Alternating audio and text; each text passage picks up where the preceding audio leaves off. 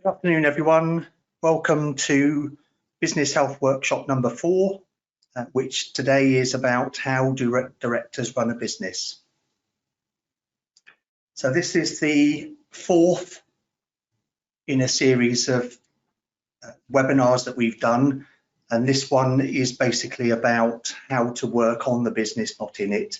For those of you who haven't been to a webinar before, I'm Mark Lawson and I run a firm of accountants, Business Vision. But although we do the normal accountancy stuff, we specialise in helping small businesses grow their profit, cash flow, and hopefully spend less time doing it as well.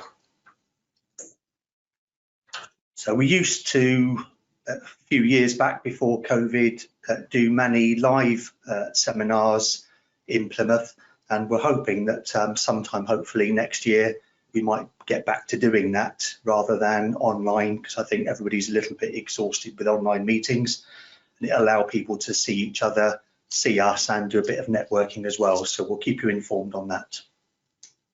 Just a bit of housekeeping. We use GoToWebinar, so you should have a little control panel which you can basically expand or contract using that red arrow.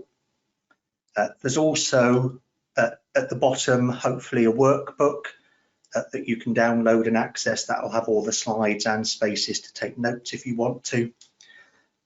At the end of the control panel is a little section where you can type in questions. If you can do that, if you have any questions, we will try and get round to doing some of those at the end. Although if you've been to these webinars before, you'll know that I often overrun, but we'll hopefully try and find 5 minutes at the end just to deal with any questions you may have.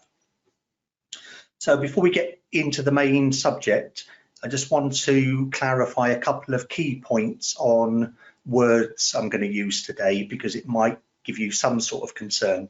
The first one is we are going to refer to something called governance, which is really just an accountancy term for running a business.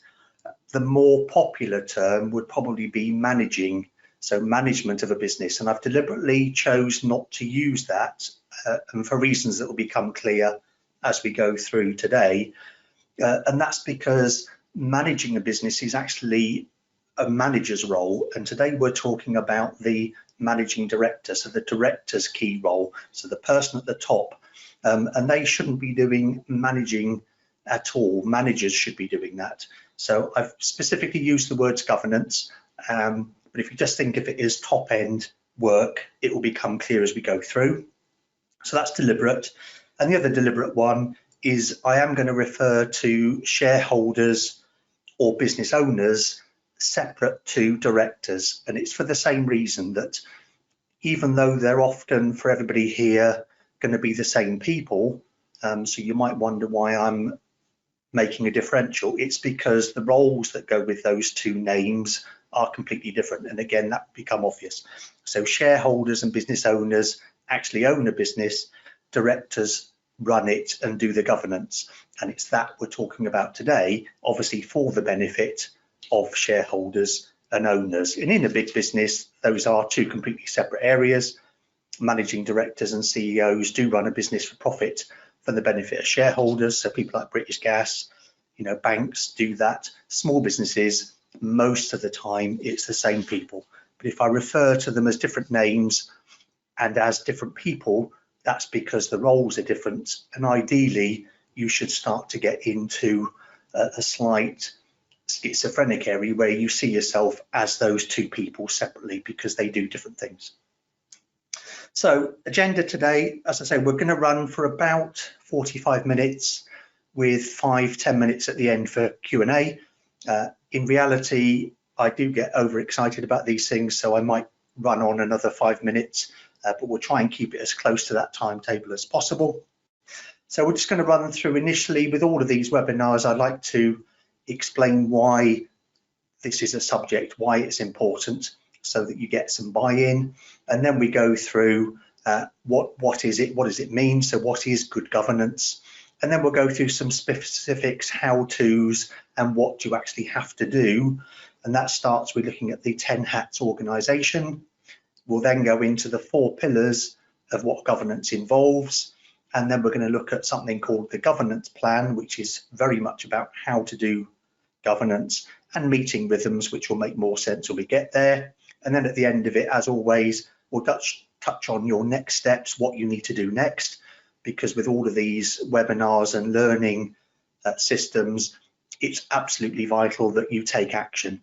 If you come to these and you listen to it or see it and go, yes, that sounds brilliant, you will be wiser, but you won't be wealthier, you won't get any benefits from it. So you have to take action and implement some ideas from today. And we recommend, as you take notes, just try and see if you can find 2 or 3 things that are the next things you need to do.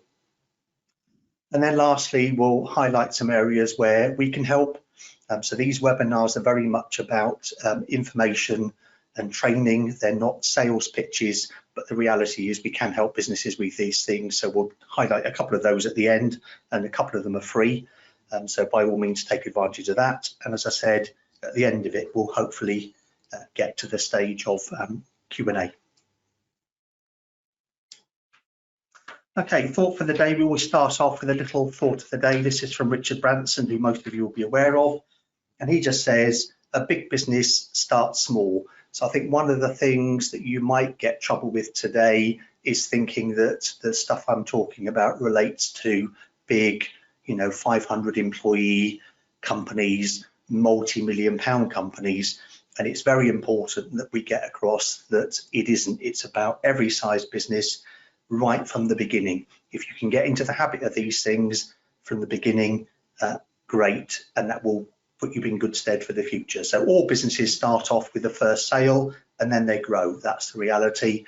And these thoughts and ideas today apply to everybody, and hopefully you can find out how it applies to you. So even if you're operating as a sole trader, good governance will benefit your business, and we'll point out how to do that. And at some point, your business is going to want to get to the next level, whatever that may mean for you. And it's vital that you have good governance to do that properly and efficiently, and not basically get what a lot of people find is that they get pushed back to doing what they were doing before. They can't get to big business stage because they haven't got the systems and governance in place, and they just go back to basically doing the work rather than running the business. And that happens quite frequently. It's a well-known point in a business's evolution where you struggle to get to the next stage because you can't basically get things working as you move forward. So we're going to look at the whys and the what to do's in business. So the whys we'll touch on, and that's basically, I'll give you a few pointers, but I think probably the best starting point I can think of is the Michael Gerber quotation, which says that all business owners should spend time working on the business, not in it.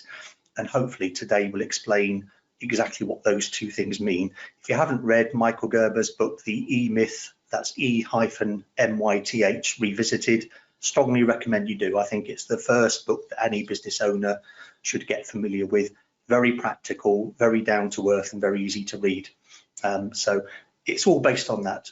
So first thing is, it will get you continued shareholder investment. Now, as I said earlier, I'm very well aware that for most of you, you are the shareholders, but the reality is with your shareholder hat on, you have slightly different requirements. You have exit strategies in place, you have a need for income, and that's different from actually what a director needs to do. So it will keep you as the shareholder happy with the business. Continued support from funders, which obviously in the light of COVID is even more important. Many more businesses have bounce back or CBILS loans now that didn't have any finance before. So we will keep those funders happy with your business and continuing to support you through what may still be some difficult times ahead. Team member, obviously that's important, especially now. I think there is starting to get some serious shortages in many areas. So your team members will continue to have faith in the business. They'll continue to be engaged in their roles, and that means that you've got the best possible chance of retaining them. They're not going to get poached by the people who decide that a completely different role somewhere else is what they want, and that's critical to obviously growing your business. Same sort of goes for customers. you're going to need to rely on those, so they will continue to support the business and maybe even increase their annual spend and refer new business to you. Suppliers, obviously it's a buyer's market, but suppliers are still important to us, and they'll continue to supply the business and provide credit because they sense that there's a stable business environment. I think increasingly you're going to find suppliers will start to look at terms of conditions with businesses, the amount and period of credit that they're prepared to give as their businesses get tougher. And so whilst you might have had an easy ride with that in the past, that might need to be something that you keep on an even footing. And lastly, but by no means leastly, regulators will allow the business to continue.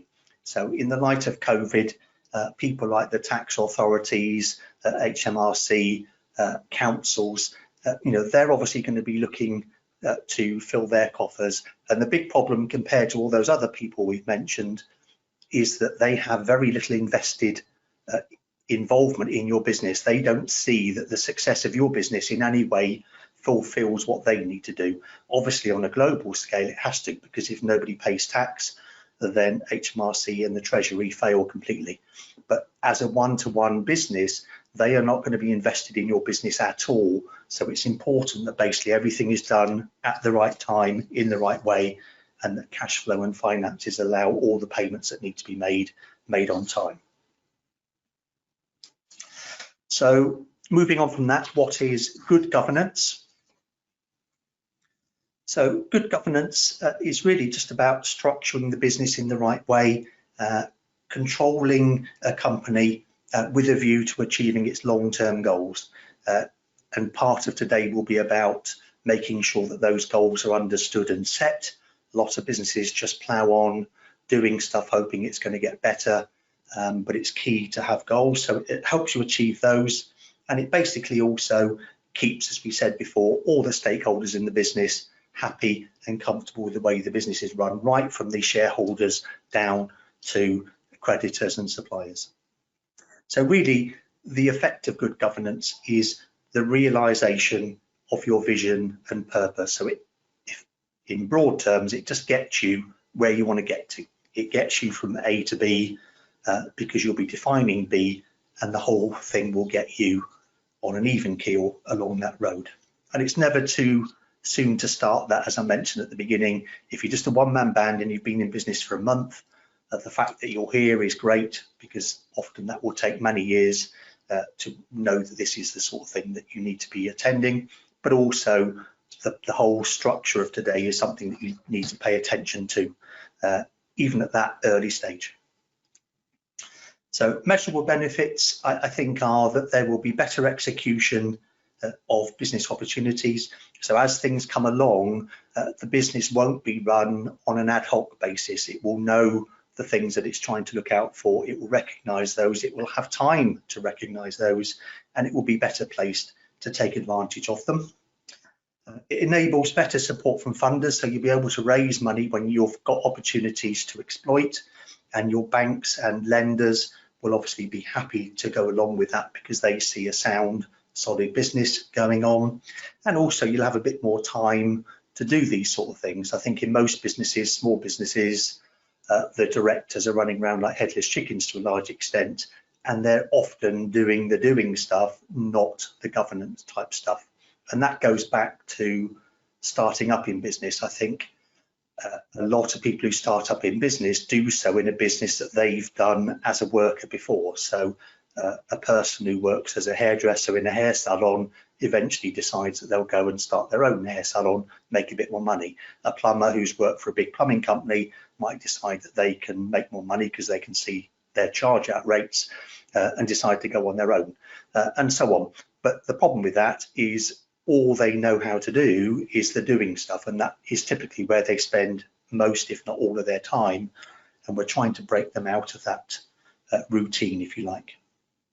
It reduces stress around business risks. So at the end of today, we'll just touch on business risks, but that's going to be a big area for the next month's seminar, which I'll tell you about shortly.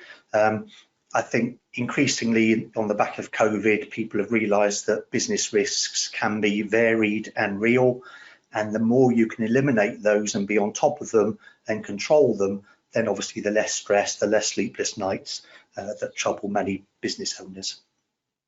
The ability to step back from the business. So again, the ability to step back and look on the business from high rather than being involved in the day-to-day running of it is absolutely vital. So you're going to make sure that the business structure is correct. You've got the right people in the right roles with the right responsibilities. And just simple changes can get that working for you. And that will give you certainly more profit, but it will also give you more discretionary time. Now, you may say, well, I don't want more discretionary time, but it gives you the choice. And that's the important thing, is you can choose to spend more time with your family or on holidays if you want, by paying other people to do more of the work you used to do.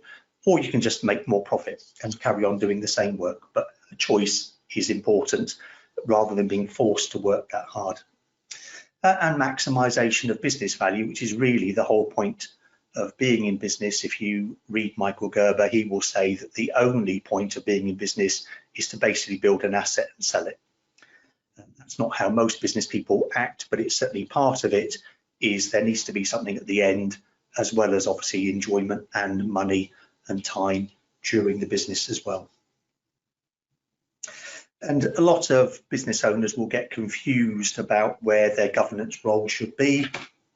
But it's important that we understand the difference between basically governance and operational roles. Governance is, as I say, working on the business, making sure it does all the right things. Working in the business is actually doing the work that's required. So first stage with all of this is basically just to look at the structure. And one of the things we've got, there's loads of different ways that people can set out structure. And I've got my own particular take on that, which I'll bring up. And we call this the 10 hats organization structure. So just in case the slides aren't moving on, I'll give you a slight visual overview of this. So at the very top of the organization is the shareholders. That's the people who have invested in the business and set it up. And as I say, I'm perfectly aware that in small businesses, that is the same person as the next level, which is directors. So small businesses, directors and shareholders are the same, and they're basically above a line that we've drawn, and anything above the line is strategic. So the work that you do is strategic, and shareholders obviously are invested in the business. Directors are working for the shareholders. And then underneath that line, we've got leadership, which in large businesses might be the CEO or general manager. But it's important to realise that anything below the line is operational.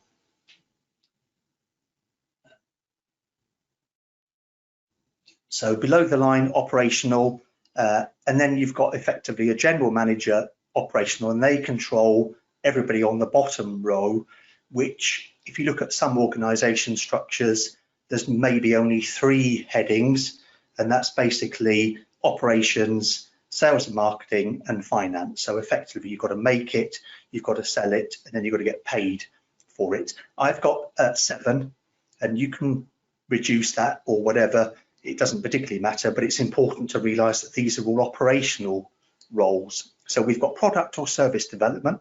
So that's working out what you're going to sell, what you're going to make, what you're going to do, and how to improve that regularly. You've then got the actual operations and delivery. You've got sales, which I've separated from marketing because they're 2 different things.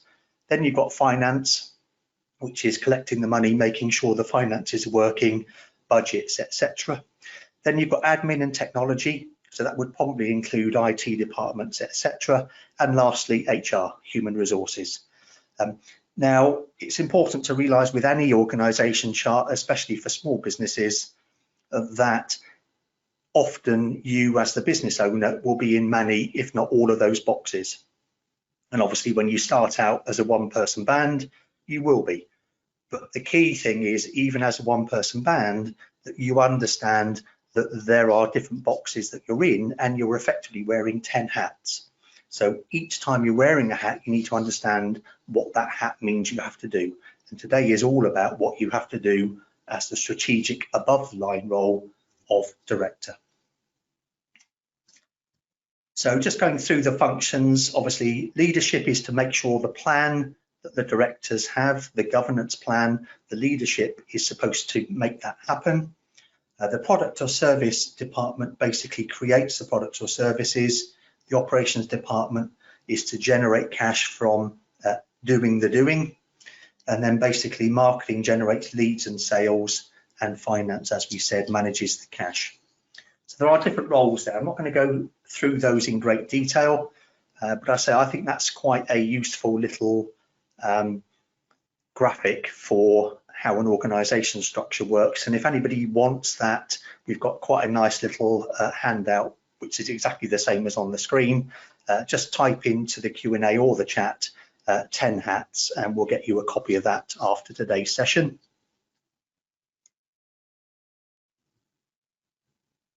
So just to give a slightly better view of how governing compares to managing.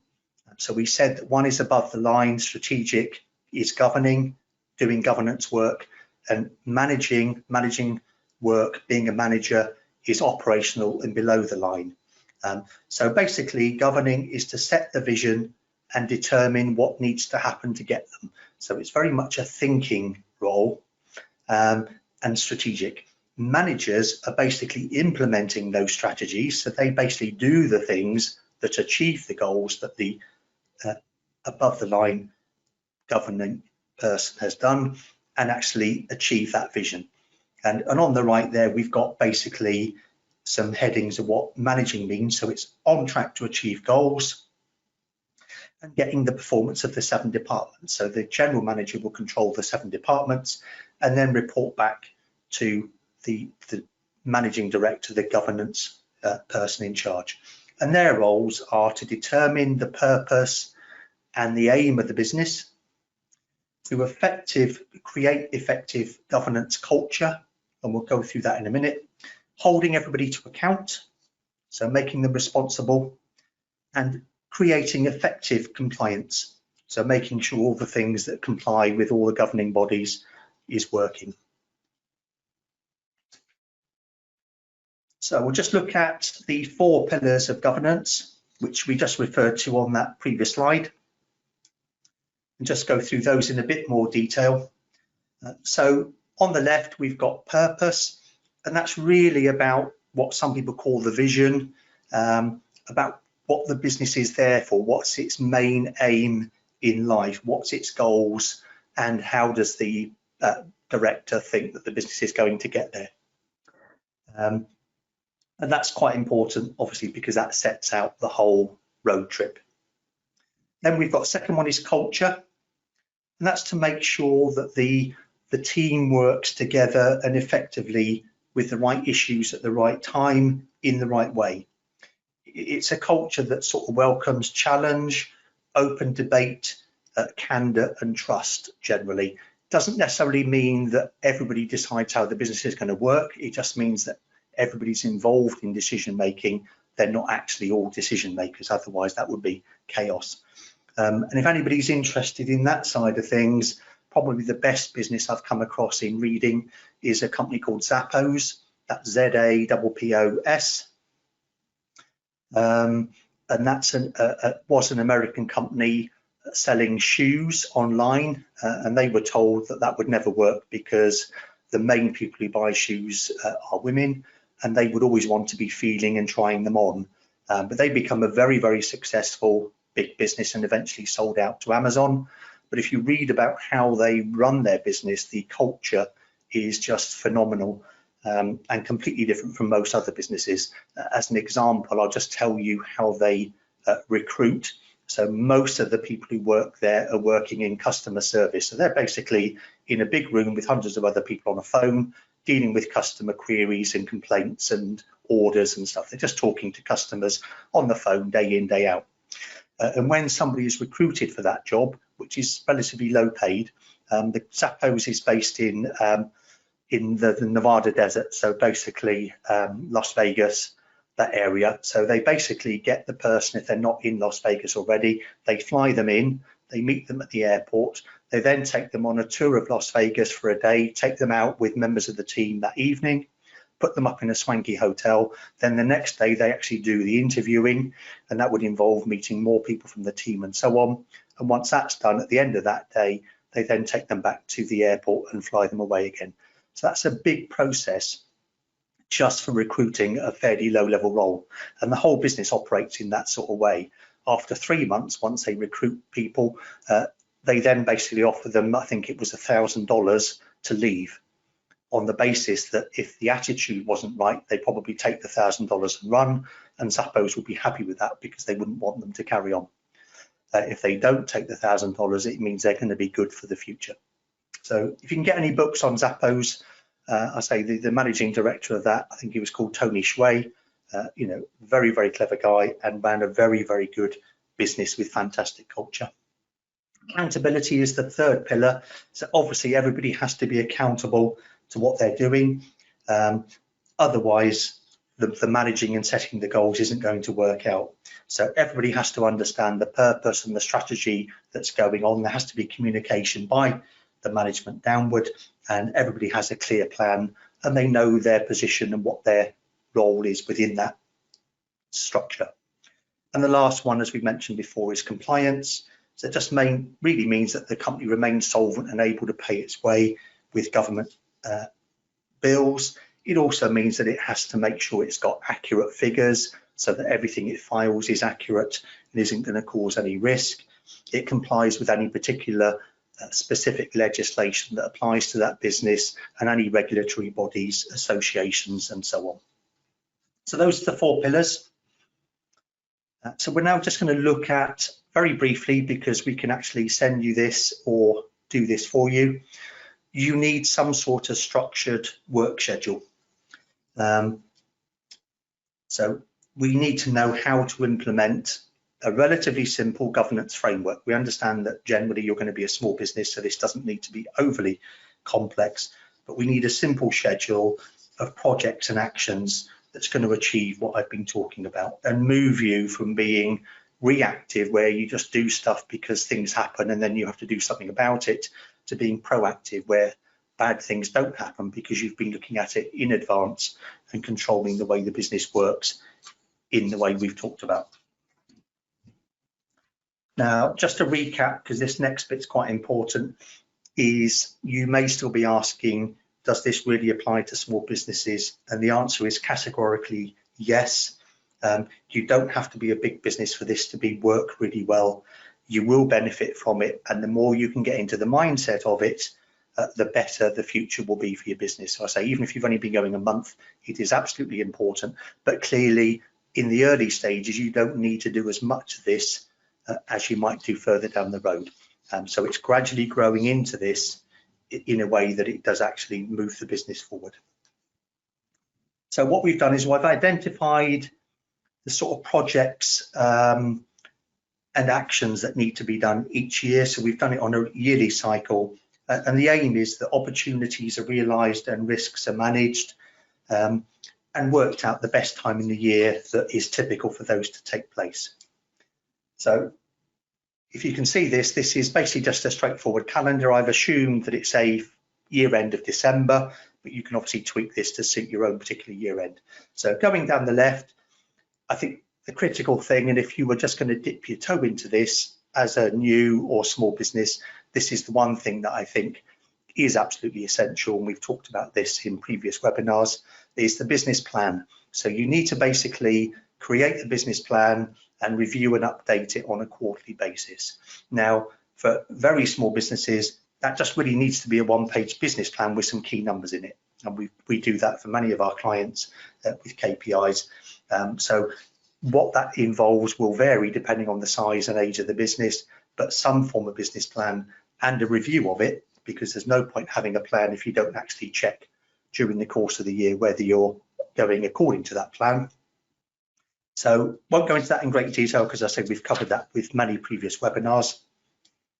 Then you've got roles and responsibilities. So it's working out with an organisation, especially if you've got more than one person, who's doing what hats do they wear, and who's actually responsible, and what are the job descriptions. And to make people accountable, you know, how do we measure whether that particular role is working? So if it's a salesperson in the sales department, it might be the number of leads they get, for example, or the sales they achieve. Then we've got budgeting and forecasting. So that sort of builds on the business plan, and that's having a draft budget. Sometimes that can be done just before the year end. It depends on whether you've got good enough figures to work with. So you start drafting that in the early months and get a final plan to keep and work with the following month. Then you've got the performance. So with that, you've basically got CEO, managing director, and management reports. That's reporting on how the whole business is doing. And that, I think, needs to be on a monthly basis. Bigger businesses will certainly be doing it monthly, if not weekly. I think if you're very small, you could probably get away with quarterly, but 3 months is a long time in business if things aren't quite going right before you find out that. Then we've got basically the risk register. So we'll go through that, as I say, next month's webinar, but there needs to be creation of a risk register, and that needs to be updated, and various things like insurance reviewed. Won't go into great detail about what risks there are. We'll cover that in the next month's one. Risk register certainly needs to be in there. Then you've got compliance. So some businesses have what's called bank covenants, which is where the bank tells them how their figures are supposed to look. Otherwise, the borrowing won't continue. Even if you don't have those, and many people won't, it's still important to know what the benchmark targets are for all types of bank and debt numbers. And we can help businesses with that. So even if the bank aren't insisting on certain numbers, there are certain measurements that you need to make sure that you're working towards and achieving. Otherwise, you may not look so good from a lending point of view. And then we've got basically the yearly board evaluation, which is, some people call it a retreat. We do when we do it in our business. And that can be, depending on how big the business is, it can be anything from half a day right through to a couple of days. So that's the general workflow for governance. I say we have that, we can send people. So if you want a copy of that, which is just a template with some suggestions, then again, put in workflow in the chat or Q&A, and we'll get a copy of that to you as well. So the next thing that also needs to be put in place is the meeting rhythms. And that's quite important, is there need to be regular meetings. These are important meetings that achieve specific things. So they're not general meetings where everybody just chats and nothing really happens, and then you'll chat again in a couple of weeks and the same things crop up because nobody's actually done anything, and so on. These are specific meetings. We call it the meeting pulse, other people call it meeting rhythms, but it's basically having a set structure. And I think in most businesses that is really 3 things. It's the annual one, it's the company vision, and basically 1 year plan, and that would happen annually. We call it a retreat, and we do that for 2 days. And it's usually the very top people, that's the people who are involved in governance doing that, maybe managers as well. And that just really sets out the strategy for the forthcoming year, a review of the past year. And again, we've got template agendas for this. If you would want to see it, just let us know. Then you've got management reporting, which I say, depending on size of the business, is monthly usually, but could be quarterly. And then I think certainly if you've got more than 1 employee, Team Rocks, which would be done weekly, and possibly only takes 10 minutes, but it could take 90. And the term rocks comes from a thing we went through ages ago in different webinars and seminars, which basically says if you have a pile of rocks and you have a pile of pebbles and you have a pile of sand and you have to fit that into a container, the guaranteed way to make it fit is to put the rocks in first, then the pebbles, and then fit the sand around it. So the rocks always come first. So these are the things that are most crucial to your team members performing and achieving what they're supposed to do. And I would typically say 3. There's other things that you know they need to do, but 3 are measured and they have to report back on those weekly. And we do that in our team. We get together in a group meeting on Mondays, and everybody goes through their 3 rocks and mentions what their target is and how they're doing against that rock. And obviously if any aren't quite there, then we have a meeting later on to discuss how that's going to, be improved and what things can be done to help them get those measurements. But it means everybody's accountable for something depending on their role. And then with regard to the actual management meetings, I think the first thing is to agree how often you do that. So you're going to do them monthly, bi-monthly, or quarterly. And if you're in a very small business, that would often tend to be you on your own, or possibly more likely you and your partner. So it's quite frequent that husband and spouse or wife and spouse meet, where one of them is the main business owner or the only business owner, but they chat, and that's done maybe over a bottle of wine late one evening. But the trouble with those is they tend to not be a formal board meeting. They just tend to be a chat where the business owner lets off steam, moans about all the things that are going wrong in the business, and discusses operational stuff. We're talking about governance and running a business type stuff. So it's important that that's done formally. It should be blocked out in a calendar, not just random whenever the business owner feels like it. I think blocked out 6 months ahead.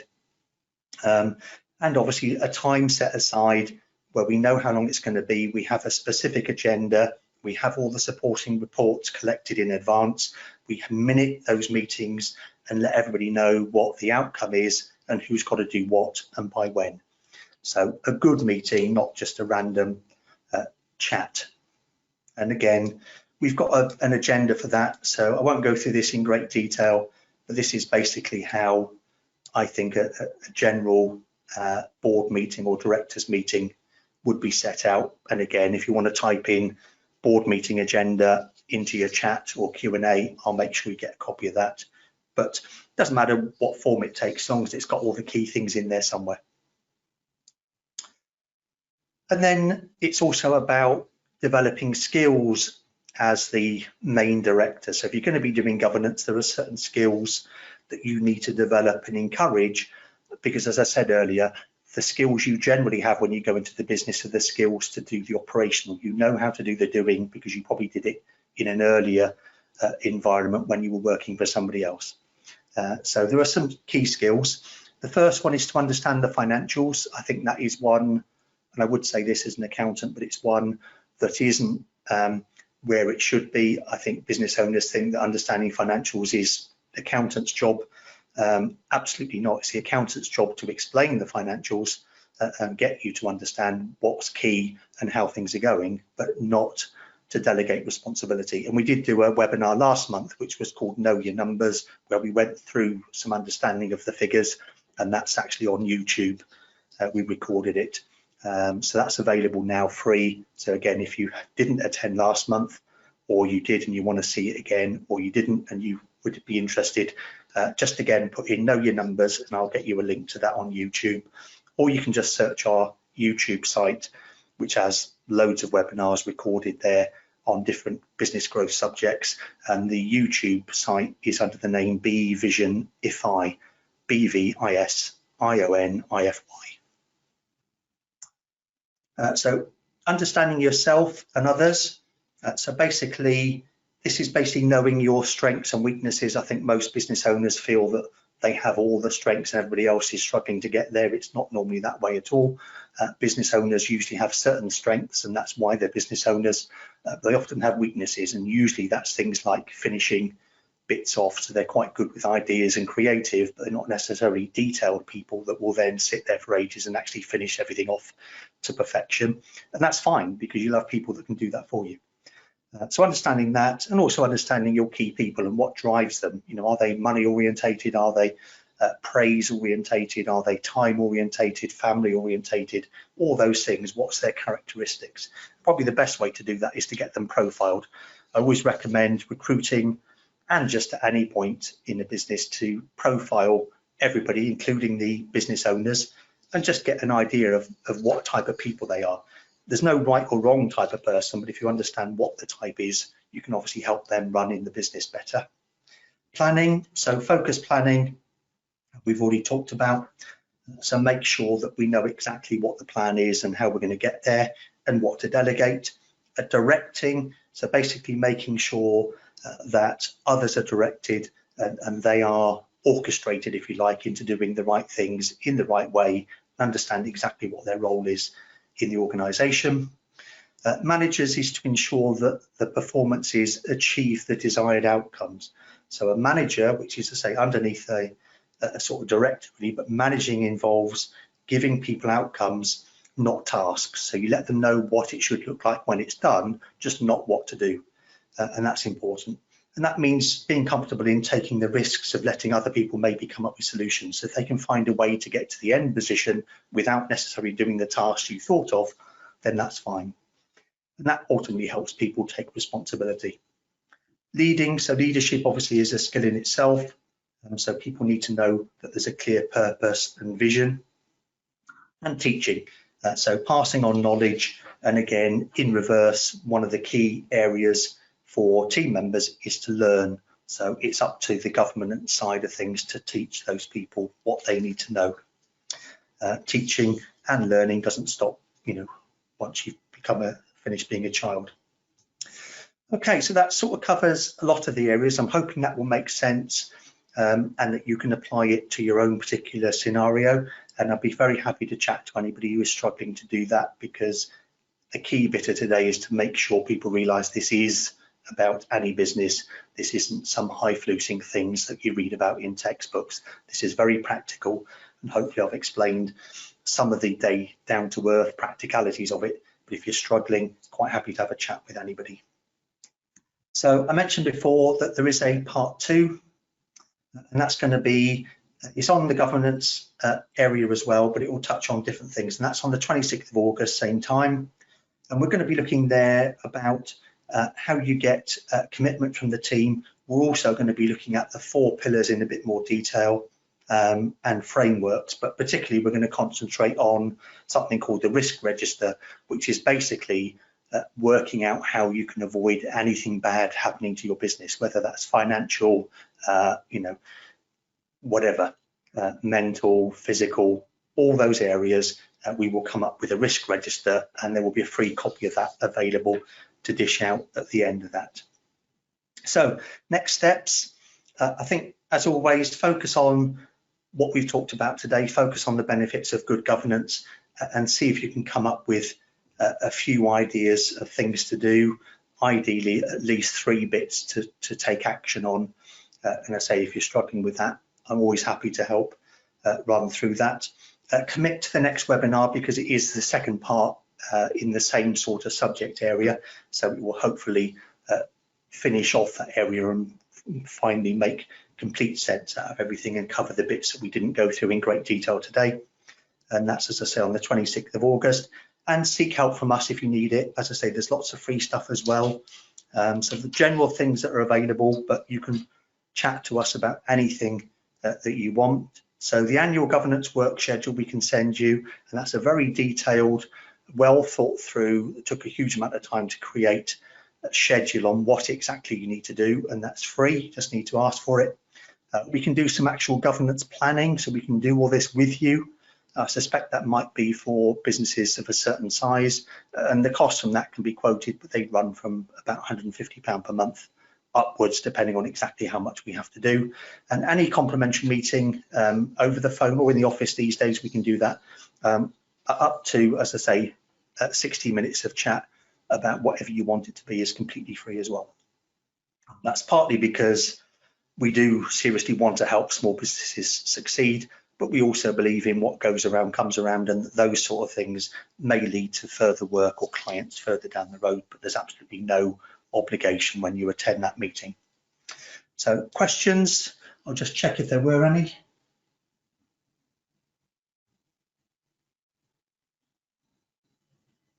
Just one we've got there I'll quickly touch on, and it basically says, what if we don't want to do governance? A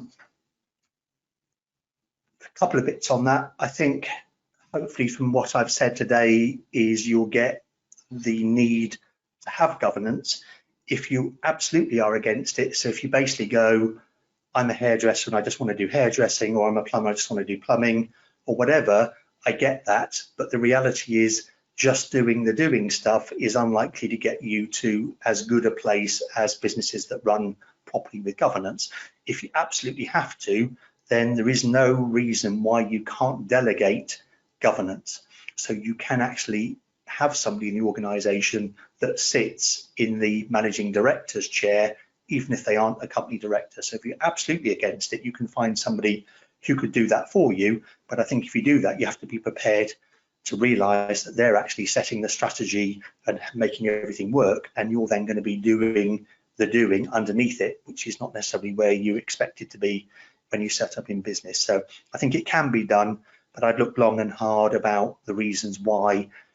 If you just wanted to carry on doing the doing stuff, then I think you'd have what Michael Gerber calls a job, but you just do your self-employed.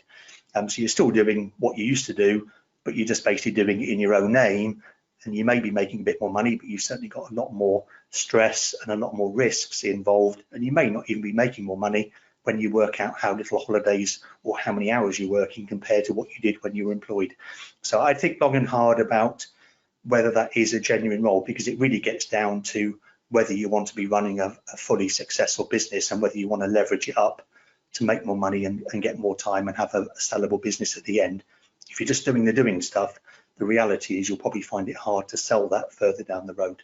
But if you really had to and you're desperate not to do this stuff, then it probably could be delegated, but would recommend not. So that's the only question we had. So thanks for that. I still don't know, to be honest, whether the slides actually move forward for everybody. So I hope they did. I didn't get any comments coming up under chat, so I'm hoping that was just one person maybe having their screen freeze with broadband or something like that.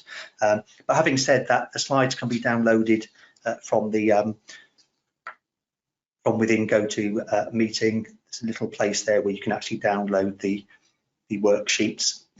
If you can't do that and you didn't see the slides, then again, just email me and I'll send you a full copy of them. Email is mark@marklawson.co.uk, but I'm hoping that was just a one-off. And it just remains to give you a parting thought, which is the board's role is to pull management out of the trees to see the forest. And I think that's a good summary of what we've been talking about through this session. And finally, just to thank you all for attending. It's great to see people here. Ideally, I'd like to start doing some live events and see you all face to face in the next year. But for the moment, appreciate you coming along and hopefully see you at the next meeting in August. So for the moment, take care and good success with your business. Bye now.